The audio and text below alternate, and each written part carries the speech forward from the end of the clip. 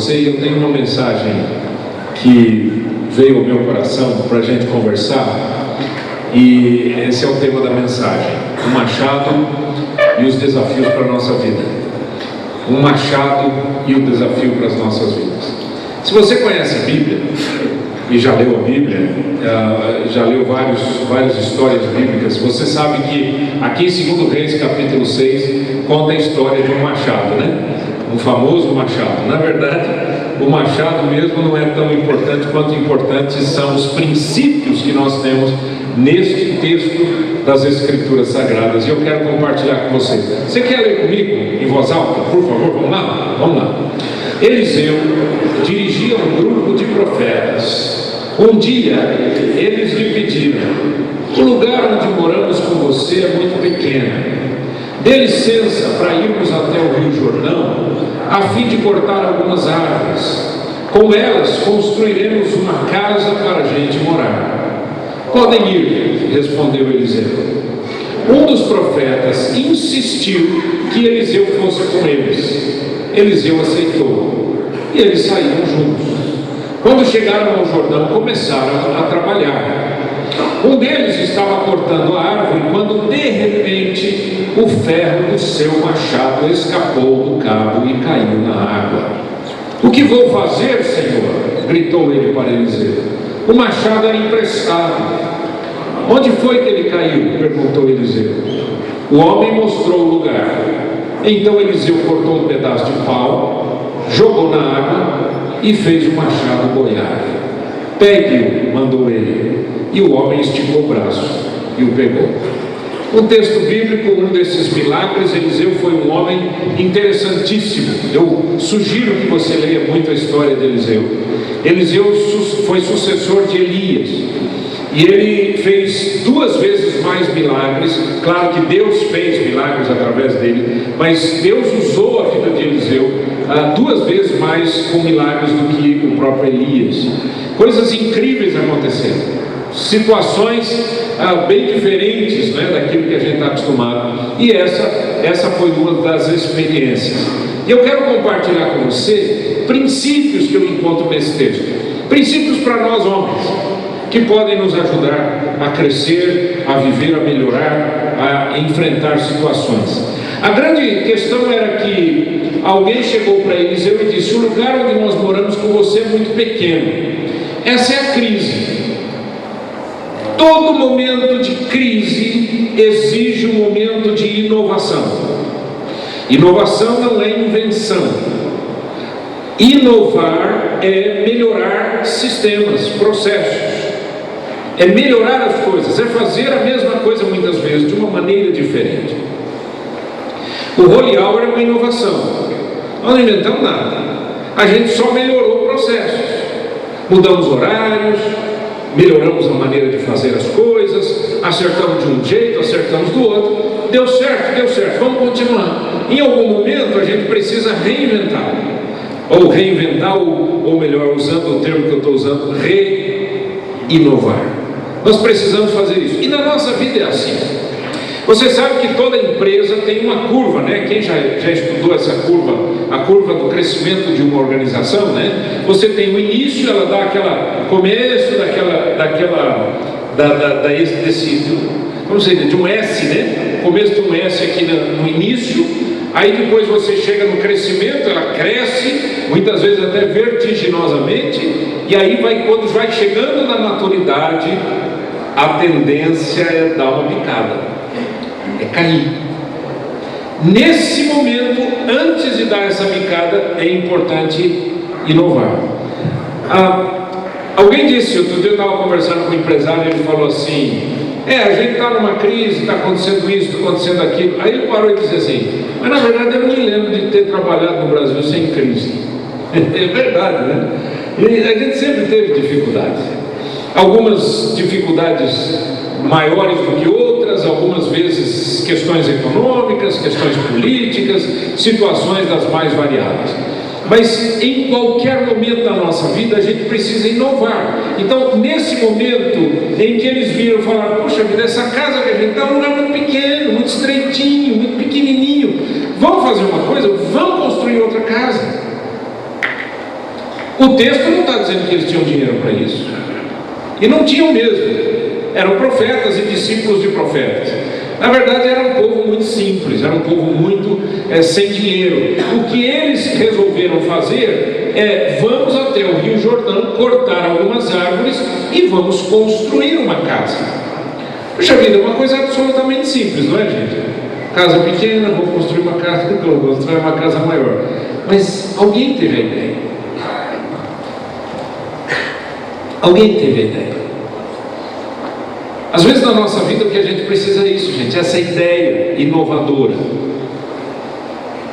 né? Por exemplo, casamento. Eu digo para os casados: olha, o jogo não está ganho, o jogo não está ganho. Não importa se você tem 1 ano de casado, se você tem, como eu, 33 anos de casado, ou se você tem 50 anos de casado, o jogo não está ganho. Você precisa sempre inovar, para que você não tenha um decréscimo, para que você não caia na produtividade da sua vida, na produtividade do seu relacionamento, na produtividade do seu casamento. Isso acontece na empresa, isso acontece na vida pessoal, isso acontece no casamento, isso acontece nos relacionamentos, nas amizades, isso acontece em todos os lugares, em todos os momentos. O que a gente precisa é acordar para essa realidade. Momento de crise é um momento maravilhoso de oportunidade, gente. É um momento de abertura, de novos caminhos. E a gente tem que pensar que existem pessoas que estão muito piores do que nós. Não é? Ou seja uma luta de saúde, né, contra uma doença, seja uma luta contra uma situação ruim dentro de casa, né, um relacionamento que não vai bem, seja uma luta na questão econômica, seja você está procurando um emprego. Por exemplo, tem gente que diz assim: eu queria um emprego, E aí, outro dia eu perguntei para uma pessoa: o que é que você tem feito? Você está precisando de emprego? Estou. O que é que você tem feito? Para quê? Para procurar um emprego. Eu fiz currículo. E alguém já conhece o teu currículo? Você faz o currículo e guarda? Alguém já conhece? Existem maneiras e maneiras de fazer isso. Mas de alguma maneira, peça para Deus: Deus amado, me dê uma nova ideia, uma coisa nova, para simplesmente fazer a mesma coisa de um jeito que verdadeiramente vai dar produtividade. Concordam, gente? Vocês concordam que isso é importante ou não? Sim. Não é? Que tal se a gente pedisse a Deus para tudo e vamos pedir a Deus: Senhor, dá-me uma mente diferente, uma mente brilhante. Amém. Segunda questão que aparece aqui é a seguinte: quando os discípulos falaram: olha, vamos conversar, vamos construir uma casa, eles foram conversar com Eliseu. Por quê? Porque Eliseu era a autoridade sobre eles, era o líder. Respeitar a liderança é extremamente importante. Agora presta atenção nisso. Eu não estou falando aqui de uma empresa, eu estou falando aqui de um grupo de discípulos. Pode ser na sua casa, pode ser na sua família. Respeitar aquilo que se chama de cadeia de autoridade. Eu sempre digo para os homens solteiros: vocês devem obediência aos seus pais. Meu pai não entende nada. O problema é seu você pensar nisso. Ele é uma autoridade, sabendo ou não, conhecendo ou não. Ele é autoridade sobre a sua vida. O marido, diz a Bíblia, é o cabeça da família. Cabeça não é quem sai gritando. Cabeça é quem lidera. E liderar é um ato de bondade, de amor, de misericórdia. A Bíblia não diz que nós somos chefes de casa. Chefe é esse troglodita que existe muitas vezes em algumas empresas. Esse é o chefe, que manda, que grita, que não conversa, que não dá nem bom dia. Esse é um troglodita, tá? Isso daí já era, já passou, já foi essa era das cavernas. O líder é alguém que está junto, é alguém que compreende a situação, é alguém que chora com quem precisa chorar, é alguém que se alegra com quem está alegre. O líder é aquele que dá exemplo de vida. Mas ao mesmo tempo, o outro lado da moeda, o respeito pela liderança. Então, me chamou a atenção esse texto de Salmo 84, versículo 11. É um texto muito lindo. Diz assim: porque o Senhor Deus é sol e escudo, o Senhor da graça e glória, nenhum bem sonega aos que andam retamente. Os discípulos não podiam simplesmente fazer o que eles queriam, eles tinham que seguir as regras. Olha aqui para mim, seguir as regras de Deus é tudo que nós precisamos. A Bíblia diz que Deus não sonega nenhum bem para aqueles que andam na retidão. Eu posso estar tendo, e louvado seja Deus, não estou tendo, louvado seja Deus, não estou tendo, mas eu posso ter uma dificuldade enorme no relacionamento com a minha esposa, mas não me passa na cabeça palavra separação, divórcio, não passa, porque não existe retidão nisso. Não existe retidão. Deu para entender o que eu quero dizer? A Bíblia diz que Deus não sonega bem alguns que andam na retidão. É impressionante como Deus cuida quando você descansa nele, quando você anda na retidão, quando o seu pensamento é um pensamento correto, é um pensamento honesto, é um pensamento de pureza. Isso é importante demais. É importante demais, porque quando você vive assim, é o seu dia a dia assim, o que vai acontecer é que Deus não vai sonegar bênção para você. E a gente quer bênção de Deus, mas não quer fazer o que Deus quer que a gente faça. Então tem uma crise aqui, tem um choque, não é? Um choque de interesses. Faça o que Deus quer que você faça, ande na retidão, e você vai experimentar os maiores milagres de Deus. E sabe o que quer dizer milagre, gente? Milagre é o seguinte: é quando Deus age sobrenaturalmente, ou seja, Ele age naquilo que você não pode agir. Isso que é um milagre. Então aquilo que você não imagina, Deus faz. Por que Ele faz? Porque Ele é bom e a sua misericórdia dura para sempre. Mas Ele age assim com todo mundo? Não. Mas Deus não é bom? É. Ele não é maravilhoso? É. Mas Ele estabeleceu regras. Se você andar na retidão, você vai experimentar. Se você não andar na retidão... mas a Bíblia não diz que Deus faz chover sobre justos e injustos? Faz. Você quer continuar sendo injusto? O sol não brilha sobre os bons e os maus? Brilha. Você quer continuar sendo mal? Rapaz, dá uma rasteira em si mesmo.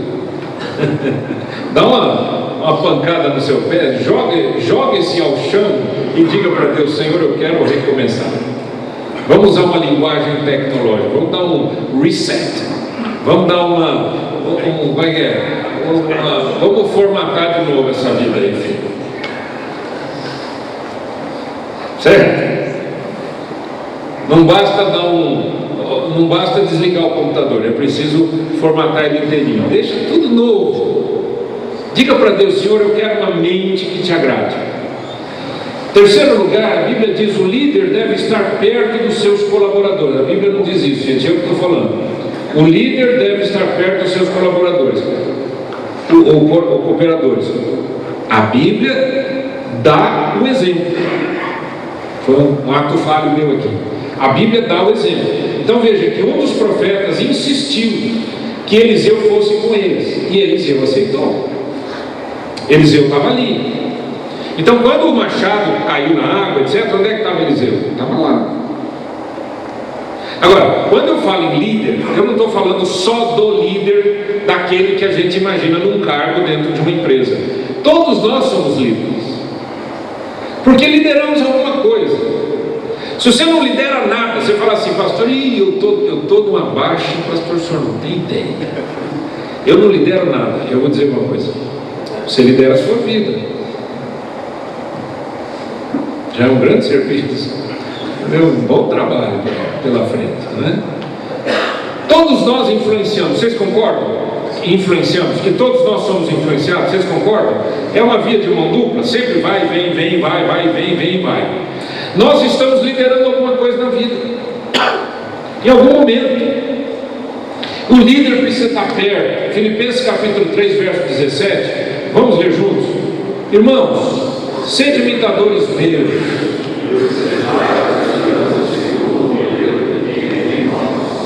Há um modelo em nós, então, irmãos, olhem para o modelo que eles estão desenvolvendo a partir da imitação a nós. Essa cadeia, um influencia o outro, que influencia o outro, que influencia o outro. Esse é o seu legado. Quando você morrer, o que você vai deixar na terra?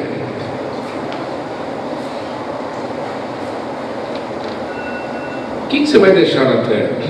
A gente deixa, gente, valores. O resto é bom. Mas valores ficam para sempre. Não é? Pense nisso. Valores. O que você está deixando na vida de alguém? O líder anda junto, está junto. Ele acompanha, porque ele gera modelo. Pense nisso. Quarto lugar, a Bíblia diz que o rapaz lá que perdeu o machado, ele ficou em pânico porque ele disse: ah, meu senhor, o machado era emprestado. Ai, que situação, né, gente? O cuidado já era pobre. Não é verdade? Pobre, tão pobre que não tinha dinheiro para comprar um machado. Aí ele empresta o machado. Aí vai bater o machado assim, o ferro do machado cai dentro da água. Acabou, né? Depende do rio. Fosse um riozinho, pelo jeito não era um riozinho lá, aquelas coisas, era um rio que estava ali, tinha bastante água, né? Como é que entra agora dentro desse rio? Deixa eu falar uma coisa para você. No fundo, em última instância, tudo pertence a Deus. Em outras palavras, tudo que você tem é emprestado. Nós temos que tomar muito cuidado com o que é emprestado. Não precisa levantar a mão, não precisa se acusar, certo? Se denunciar. Tá bom? Combinado? Tá bom. O que você já emprestou de alguém que você não devolveu? É só fazer um rapa dentro de casa. Dá uma olhada. O que é que tem na sua casa que não é seu? Às vezes dona de casa tem muita coisa, porque uma amiga empresta, né, leva um bolo e deixa o negócio, leva um não sei o que e deixa outra coisinha, aqueles, né, pirex, tupperware, sei lá o que, e vai ficando, chega uma hora que a gente olha e diz assim: não, eu não me lembro de ter comprado isso. Você não comprou, é emprestado, só que você não lembra, mas você esqueceu de devolver.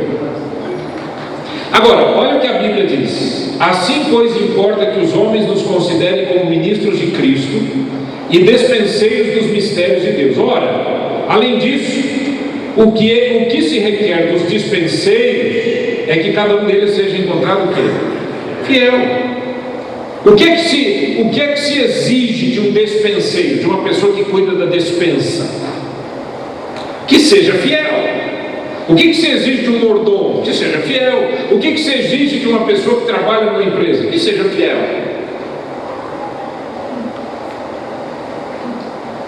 Agora, em última instância, para nós cristãos, em última instância, tudo pertence a Deus. Essa roupa que você está vestindo pertence a Deus. Não foi eu que comprei. Não, sim, tá bom. Foi você que comprou. É bom saber. Mas ela pertence a Deus. Por que ela pertence a Deus? Porque tudo pertence a Deus.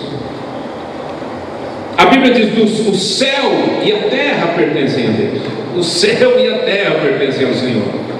Agora, Deus permite que a gente faça um monte de coisa aqui, a gente compre as coisas, que a gente construa coisas, etc. Ótimo, maravilhoso.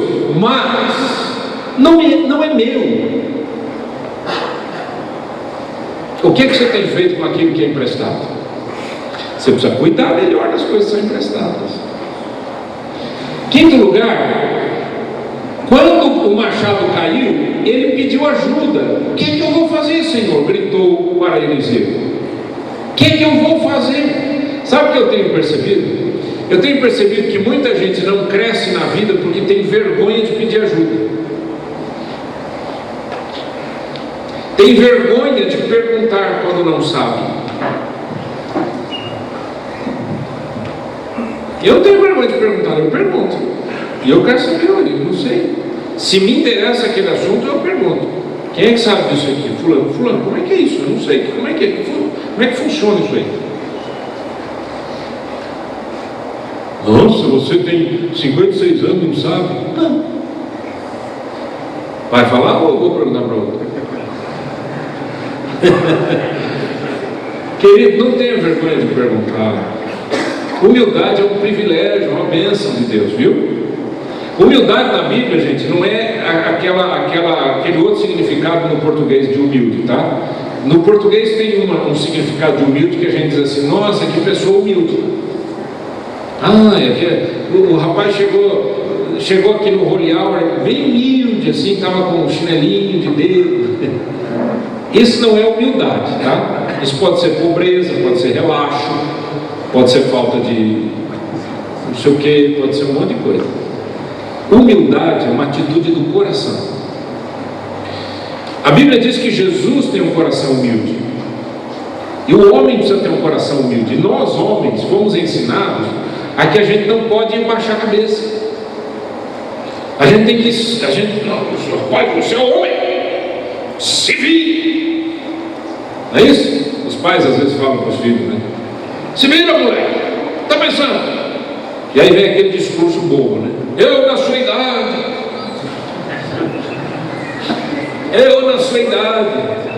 Eu lembro de uma pessoa que dizia assim para o filho: na sua idade eu estava carregando saco, colocando em cima de um caminhão. O rapaz olhou para mim assim, tipo: o que eu tenho que fazer? Será que meu pai quer que eu seja saqueiro? Eu não estou entendendo. Conversa troncha é essa? Não é assim. Peça ajuda, ensine o seu filho. Filho, você não sabe? Pergunte. Sexto lugar, machado cai na água. Meu Senhor, o que nós vamos fazer? Não sei o quê. E aí vem o milagre. Eliseu corta um pedaço de pau, joga na água e o machado boia. Deixa eu dizer uma coisa para você. Não importa em que estágio da sua vida você esteja, em que estágio da vida você esteja, não importa, creia na intervenção sobrenatural de Deus. Eu já vi muito milagre. Glória a Deus. Você não viu nada ainda. Eu nunca vi milagre. Glória a Deus. Você pode ver ainda. A questão é a seguinte: sempre tem uma intervenção de Deus, e Deus quer fazer isso. Por quê? A Bíblia diz que nada é impossível para Deus. O que é impossível aos homens não é impossível para Deus. Então Deus tem o melhor para você e para mim. Pensa nisso.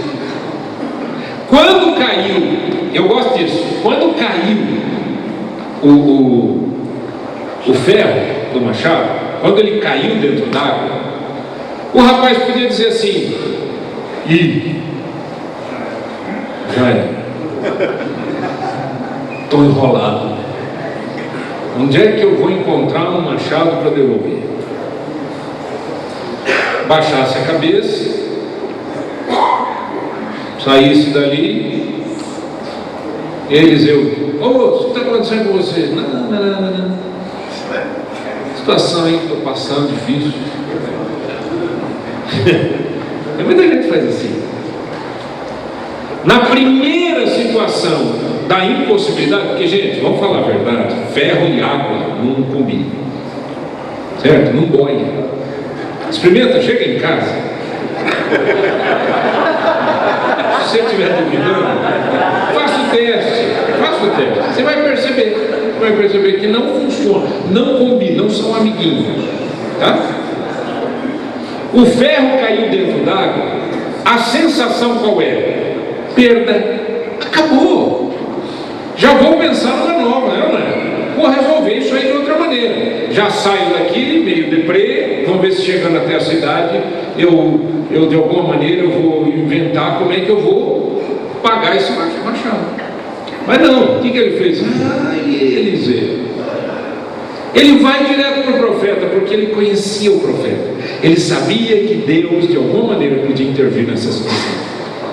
E aí, quando ele diz isso, eu gosto dessa frase aqui, ó. Perguntou Eliseu, onde foi que ele caiu? Eliseu não falou assim: olha, meu filho, Deus não está preocupado com a sua falta de cuidado. Deus tem muita coisa para fazer. Tem gente que fala assim, né? Deus tem muita coisa para fazer. Agora mesmo ele deve estar cuidando de um monte de gente que está precisando. Você acha que ele está preocupado com o ferro do machado, cara? Caiu dentro d'água? Cai fora, João. E da próxima vez tenha mais cuidado. E vai se virar agora. Vai pagar esse machado aí que não tem nada. Não tem como. Não, Eliseu, quando ele falou, meu senhor, o machado caiu dentro d'água, o que Eliseu fez? Onde foi que ele caiu? Adianta saber onde ele caiu? Não, eu gosto de visualizar a cena. Adianta saber onde ele caiu? Meu senhor, o machado caiu na água. Aonde que ele caiu? Aonde? O que adianta saber? Agora deixa eu dizer para você. Para Eliseu, adiantava saber porque ele conhecia o Deus que ele servia. Ele não iria desistir. Então olha aqui para mim, meu amigo, não desista. Você é uma bênção, você é um milagre de Deus. Diga, eu sou um milagre de Deus. Agora diga um pouco mais alto para você se convencer, vai lá. Você já é um milagre de Deus. Deus quer usar você, abençoar a sua vida, usar você para abençoar seus amigos, sua família, para você ter uma família completamente transformada pelo poder de Deus. Amém? Nós vamos orar agora. Vamos pedir que o Senhor nos abençoe, nos dê uma semana maravilhosa. Você sabe, logo depois da oração, você pode passar ali naquela mesa, tem uma lista para você assinar, se você quiser. Aquela parte da ética, lembra? Né? Não esqueça, dia 19 de setembro. O que tem dia 19 de setembro mesmo? FIEP, terceiro ano, gente. FIEP, o Encontro de Homens do Holy Hour anual, 19 de setembro, um sábado. Não faça outra coisa. Já pegue a sua agenda e já faça lá um sinal dizendo que está guardado, está protegido essa data. Essa data é a data da FIEP, que vai ser uma bênção. E não esqueça na hora de você passar ali naquela mesa, se você, olha só, esse é o lema do Holy Hour desde o começo. Se você quiser e se você puder, aí você deixa uma oferta de amor, que essa oferta nos ajuda com todas as despesas que a gente tem, são várias, tá bom? Vamos orar? Vamos pedir que Deus nos abençoe. Você nunca mais esqueça a mensagem do machado. Pai, em nome de Jesus, o nosso coração, Senhor, se alegra quando lemos na Tua palavra que o Senhor faz milagres incríveis. Para muita gente, Senhor, poderia ser alguma coisa absolutamente maluca, essa questão do ferro boiar.